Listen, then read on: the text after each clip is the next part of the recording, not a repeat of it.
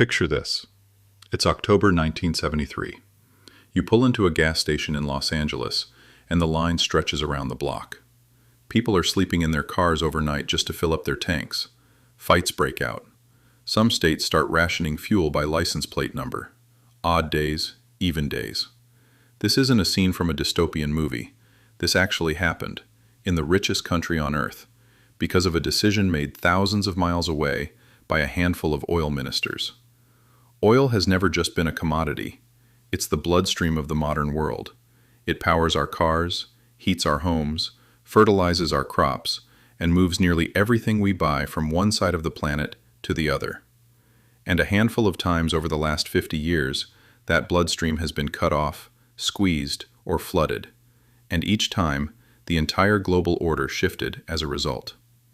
In this video, we're going to walk through the major oil crises of the modern era, what caused them, how they unfolded, and most importantly, how they permanently reshaped economies, geopolitics, and even the cars we drive today. Let's get into it. Before we get into the crises themselves, it's worth asking a simple question. Why does oil have this much power over the world economy in the first place? The answer is that oil is uniquely hard to substitute. Unlike other commodities, there's no quick replacement for it in transportation, in plastics manufacturing, or in agriculture. When the price of coffee spikes, people drink less coffee or switch to tea. When the price of oil spikes, people still need to drive to work, still need to heat their homes, and factories still need to run. Demand for oil is what economists call inelastic. It doesn't drop much even when prices rise sharply. On top of that, oil is not evenly distributed around the planet. A small number of countries, concentrated heavily in the Middle East, plus Russia, the United States, and a few others, control the vast majority of proven reserves.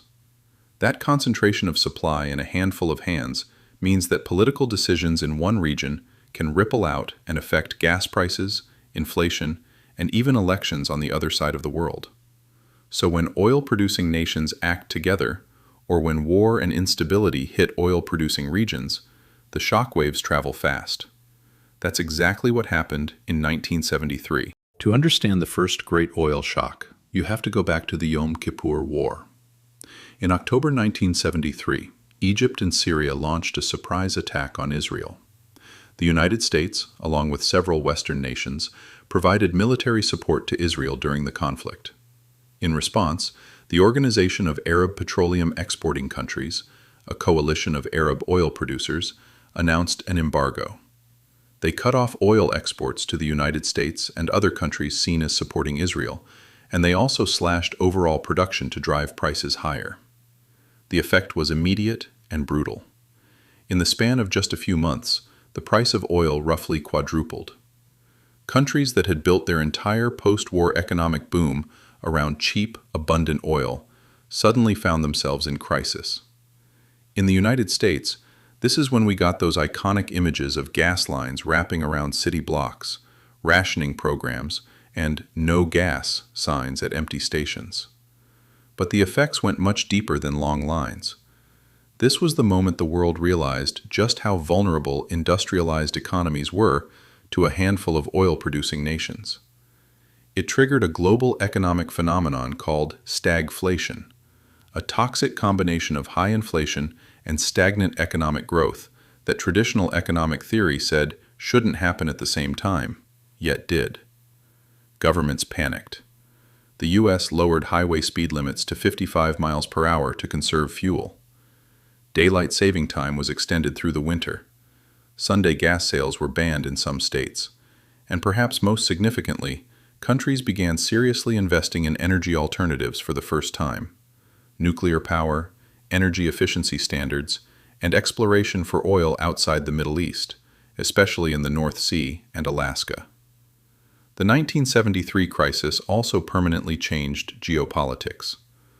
Oil-producing nations realized they held enormous leverage over the industrialized world, and organizations like OPEC became major players on the world stage. Not just economic actors, but political ones capable of reshaping foreign policy in Washington, London, and beyond. Just 6 years later, the world was hit again. This time, The trigger wasn't a war between nations. It was a revolution within one. In 1979, the Iranian Revolution toppled the Shah of Iran and brought Ayatollah Khomeini to power. Iran was one of the world's largest oil exporters at the time, and the revolution brought its oil production to a near standstill during the chaos.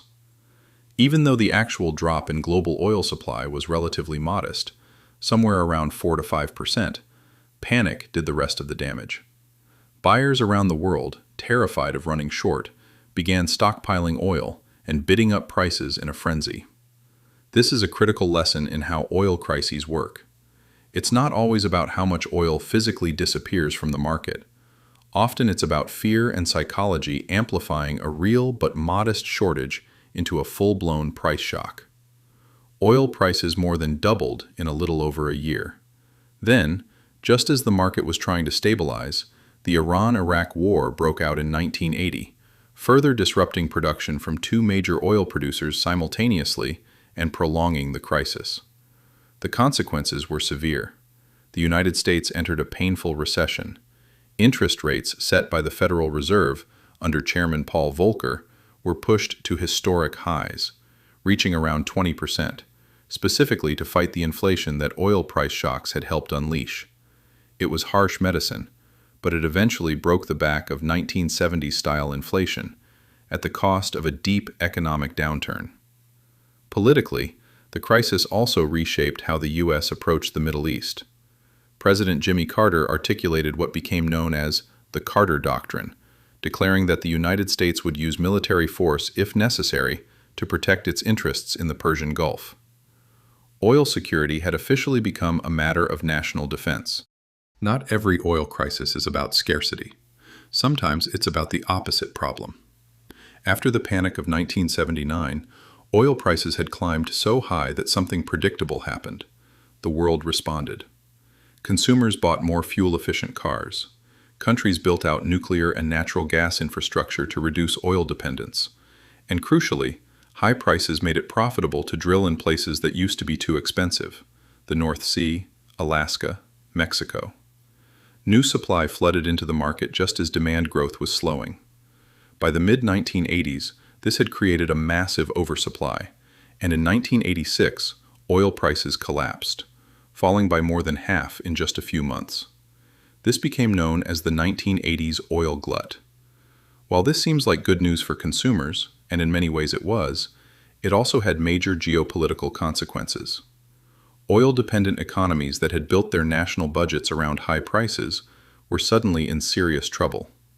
The Soviet Union, which relied heavily on oil export revenue to prop up its economy and fund its Cold War military spending, was hit especially hard. Many historians point to this oil price collapse as one of several important economic pressures that contributed to the eventual collapse of the Soviet Union just a few years later. It's a powerful reminder that oil crises can move in both directions, and that a crash in prices can be just as historically significant as a spike. In August 1990, Iraq, under Saddam Hussein, invaded neighboring Kuwait, partly driven by disputes over oil production and pricing between the two countries.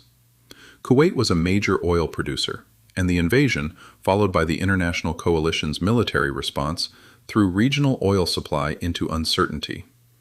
Oil prices roughly doubled in the months following the invasion, as markets feared a broader disruption across the Persian Gulf, which even then supplied a huge share of the world's oil.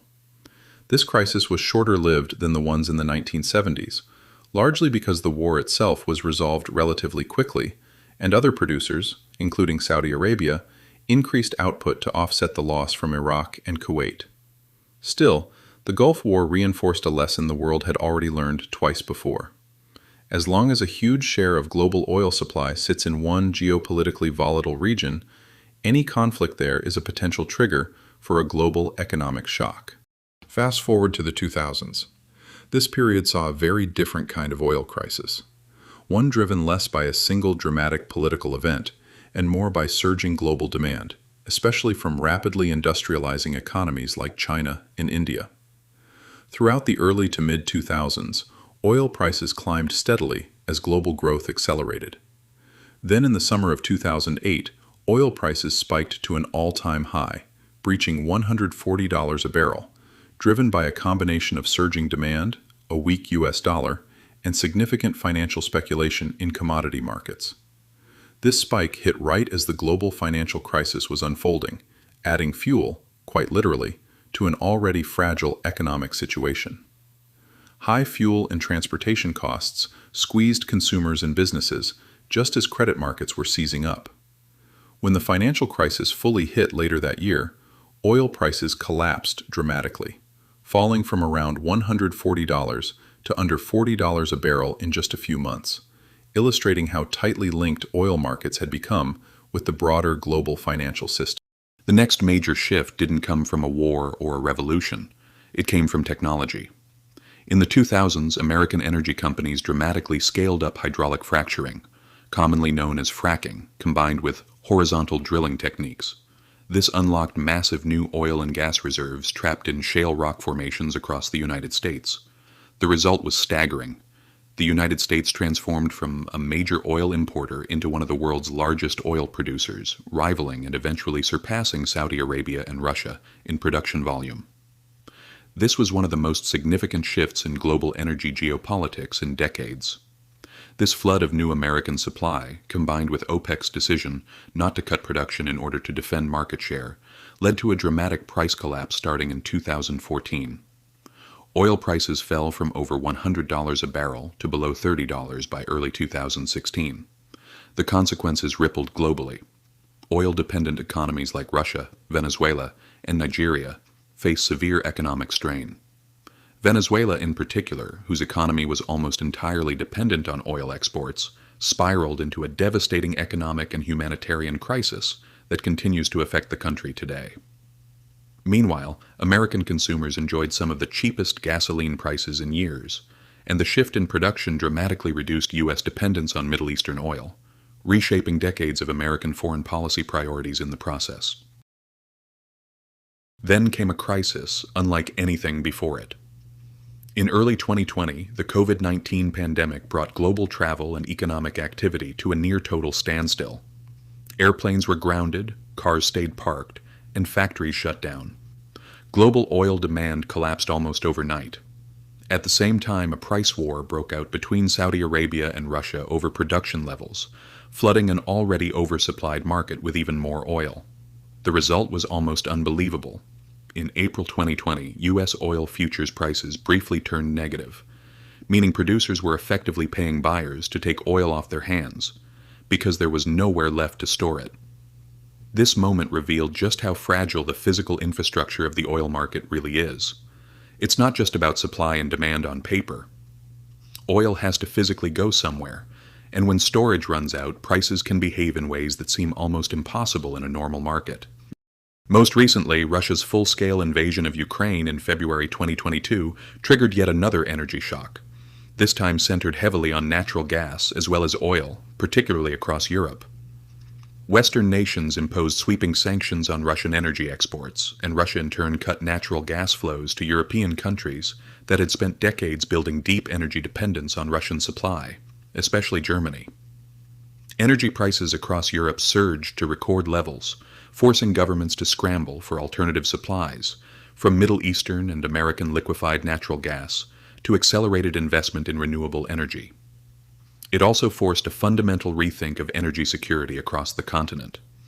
Countries that had prioritized cheap Russian energy for decades suddenly faced the risks of that dependence head-on. This crisis, more than any before it, has accelerated the global push toward energy diversification, not just away from single suppliers, but increasingly away from fossil fuels altogether, as countries look to renewables and nuclear power as paths toward greater energy independence. So what do 50 years of oil crises actually teach us?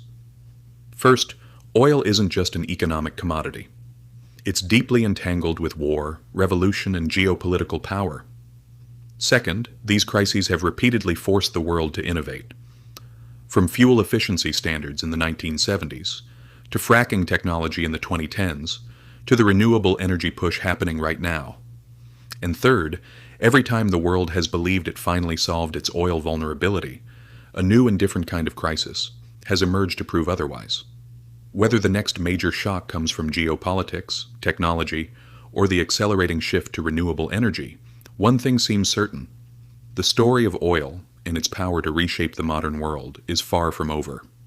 If you found this video valuable, let me know in the comments which crisis surprised you the most, and subscribe for more deep dives into the history that shaped the world we live in today.